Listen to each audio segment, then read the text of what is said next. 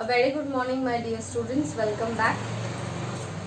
Today will be the last tutorial video on the ongoing chapter, that is heat. We have discussed about one process of heat transfer, that is conduction, that we see in case of solids in the previous tutorial video.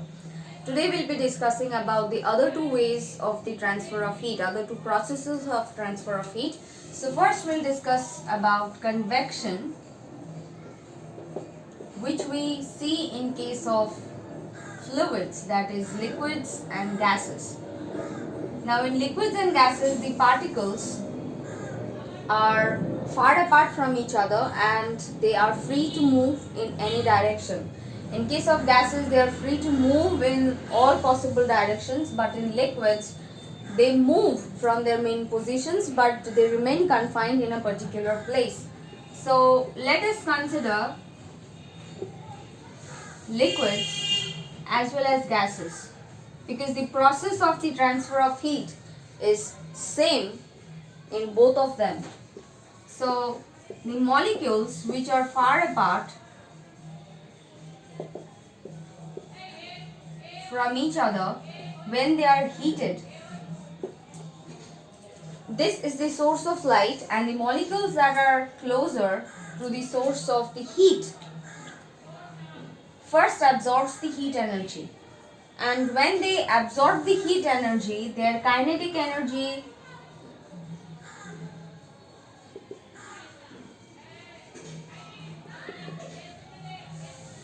increases, right? So they are free, they now start moving faster, and their intermolecular space also increases, and when the volume increases, we have learned that the density decreases, that is, it becomes lighter. And since they are having space to move and they are becoming lighter, what do? They rise up through the blank spaces, and when they rise up, the adjacent or the nearby molecules, since they are still heavier, they did not yet absorb the heat energy, they fall down because they are heavier compared to the molecules which have absorbed the heat.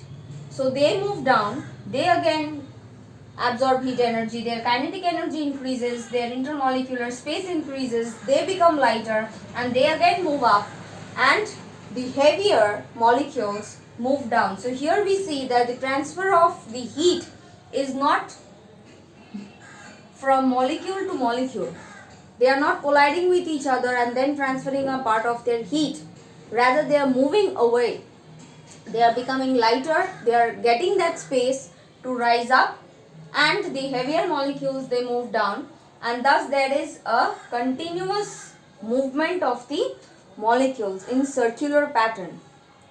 So this movement of the molecules in circular pattern is called convection current. It's called convection current. Okay, and this is the process by which liquids and gases, they get heated up. Okay, now the application of such a transfer of heat is seen in case of the formation of the land bridges and sea bridges. Now we have learned that water takes time to get heated up because it has high specific heat capacity. Okay, so compared to the water, the land gets heated up faster because of convection. They are solid. Conduction, because they are solid. Now during daytime,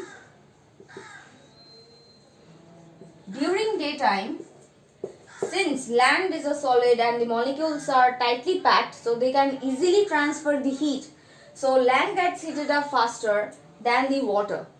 So when land gets heated up faster, the air above the land gets that heat from the sun and from the land, and they become heated much faster than the air that is above the sea. So when they get heated by the process of convection, they get lighter and they rise up.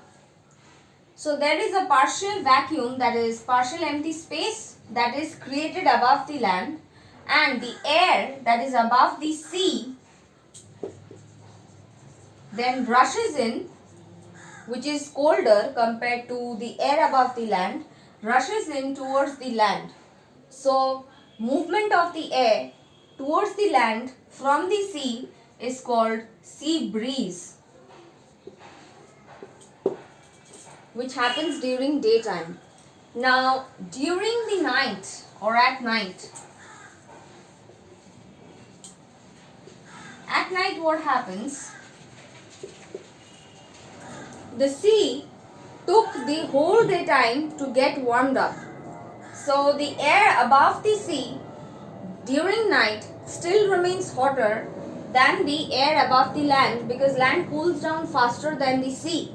So if land cools down faster, the air above the land is cooler and this is warmer. And since this is warmer, it is lighter, it rises up. And because of the partial empty space that is created above the sea, cooler air from the land rushes in towards the sea. And the cooler air that rushes in towards the sea forms the land breeze. Now, due to this land breeze and sea breeze, we get a moderate weather in coastal regions. And also, because of this convection that happens in air, we get also monsoon winds, because the cooler air from above the air that rushes in towards the land has water vapor. Because it is cooler, but that doesn't mean that it is not getting heated up. So the water, when it gets heated up slowly, the water slowly converts into water vapor, and the sea breeze that rushes in towards the land has that amount of moisture, and that brings rain in the land. So this convection current also leads to the formation of the monsoon winds. So I would like to request you to open your book, page number 78. Convection of heat. When fluids, that is liquids or a gas, are heated, the particles closer to the source of heat get heated first and they expand. And because of the increase in volume, their density decreases, that means they become lighter. The warmer or the lighter particles rises up and the cooler, heavier particles take their place, and this is called convection. Thus, convection is the transfer of heat due to the actual movement of particles as a result of temperature difference, and this process keeps on continuing until and unless they acquire the same temperature. Okay. Now, in page number 79, we have certain practical applications of convection currents, that is convectors. If a heater has to warm up a room, it should be kept down. Why? Because the hotter or the warmer air that comes out from the heater heats, because it is warm and because it is lighter, it will rise from the base of the floor high up. Thus, it will cover up the whole room and it will warm up the room. That is why we keep heaters close to the floor. This is because when it warms up the air, the hot air near the heater becomes light and it rises up.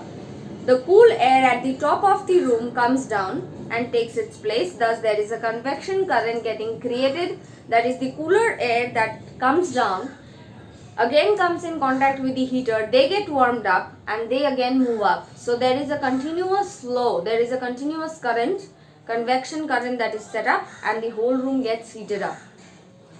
Ventilators are placed at the ceiling. Why? Because the air that we breathe out contains water vapor and it is warmer.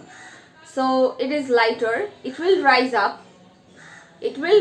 and it will pass through the holes of the ventilators. So just imagine if the ventilators would have been placed somewhere near the floor, what would have happened? The warmer air would not pass through the ventilators if it would have been kept near the floor, because it rises up because of it being lighter and it will fail to pass. So that will trap up the impure air inside the room. So that is why ventilators are kept in the ceiling. And industrial furnaces, even the chimneys, the long tunnels of the chimneys, they take out that smoke and the impure air that is warmer and lighter and releases outside, is given a height, isn't it? The tunnels are made big of the chimneys so that the warm smoke or some other gases, they can rise up to escape through the chimneys. The next part is about the next process is about the radiation of heat, which we will be discussing in the next class. So till then you will have to go through this part well enough so that you can get the concepts clear in your head and you can frame your answers with correct terms and with your own words to explain. So by then, keep yourselves ready with this portion, and we'll be meeting in the online class to discuss about the doubts that you may have regarding the portion that have been taught, that is conduction and convection.